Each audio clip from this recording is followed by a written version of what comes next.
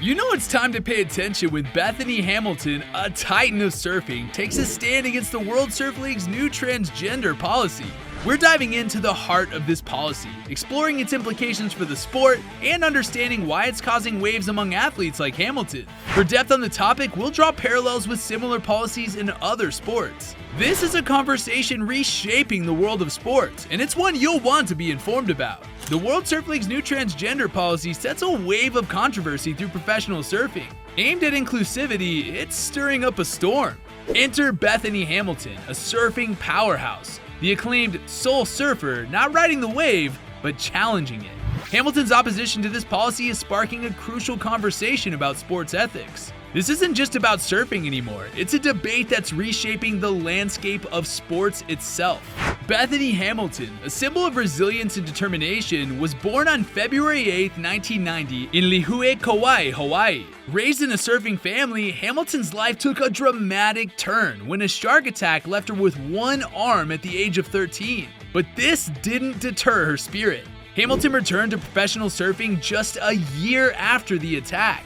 Her victories are numerous, and her performance in the World Surf League has been inspiring. She's a beacon of hope and a role model for many, especially those facing their own challenges. Her story was even adapted into the film Soul Surfer, bringing her inspiring journey to a global audience. Now Hamilton is making headlines again, but this time it's for her stance on the WSL's new transgender policy. Remember, this is a woman who has made a career out of challenging the odds. And now she's challenging the world of sports to rethink its policies. The World Surf League's new transgender policy, released in 2023, is a game changer.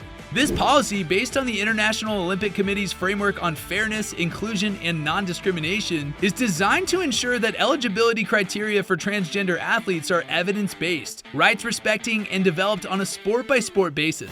The policy outlines specific eligibility considerations for participation in ISA events, and the ISA's stance on non-elite surfing. It emphasizes fairness and equality of opportunity, particularly for women surfers, whose participation is integral to the growth and success of the sport. This policy allows athletes assigned male at birth and identifying as men to compete in men's events. And similarly, those assigned female at birth and identifying as women to compete in women's events. Transgender women assigned male at birth but identifying as women can compete in women's events if they meet certain requirements, including maintaining a serum testosterone concentration below 5 nanomoles per liter for the previous 12 months. This policy is not set in stone. It's subject to annual reevaluation as more research and insights become available. It's a dynamic policy for a dynamic sport, but it's also a policy that's causing tidal controversy. Hamilton has voiced her concerns about the policy, stating that it could potentially compromise the fairness of the sport. Hamilton has been vocal about her opposition, stating in various interviews and on social media that she will not compete in any upcoming World Surf League events if the new policy is upheld. She believes that the policy, while aiming for inclusivity, might not fully consider the physiological differences between athletes born male and those born female. In her own words, Hamilton has suggested an alternative solution: create a different division. This statement, simple yet powerful, encapsulates her belief that a separate division for transgender athletes could ensure fairness while still promoting inclusivity. Hamilton's stance has sparked a conversation that extends into the very core of sports ethics. According to a Gallup poll, a majority of Americans, at 62%, say trans athletes should only be allowed to play on sports teams that correspond with their birth gender. This statistic suggests a substantial backing for Hamilton's viewpoint in the public sphere. It indicates that the concerns she raises about the new policy are not just her own, but are shared by many, further fueling the debate on this complex issue in sports. Sasha Lowerson, a trailblazer in her own right, is the first transgender woman surfer to compete in Western Australia's state championships. A professional longboarder, Lowerson has been at the forefront of advocating for a more inclusive environment for trans women in sports. Her efforts have not gone unnoticed, as she placed 9th in the Noosa Festival of Surfing in March 2022, marking her as the first trans woman to compete in surfing at a professional level. Lowerson's achievements in the surfing world are significant, but it's her role in the ongoing debate around transgender athletes that places her in the spotlight. As a transgender athlete who formerly competed in the men's division and has since transitioned to the women's, Lowerson's journey is a testament to the evolving landscape of professional sports. However, it's crucial to note that Bethany Hamilton's opposition to the WSL's new transgender policy is not a personal attack on Sasha Lowerson. Hamilton's concerns are rooted in the policy itself and its potential implications for the sport. This debate is about ensuring fairness and inclusivity in sports, and both Hamilton and Lowerson are key voices in this conversation. The debate around transgender policies in sports is not confined to surfing. It's a conversation echoing across various sports, each with its unique set of rules and considerations.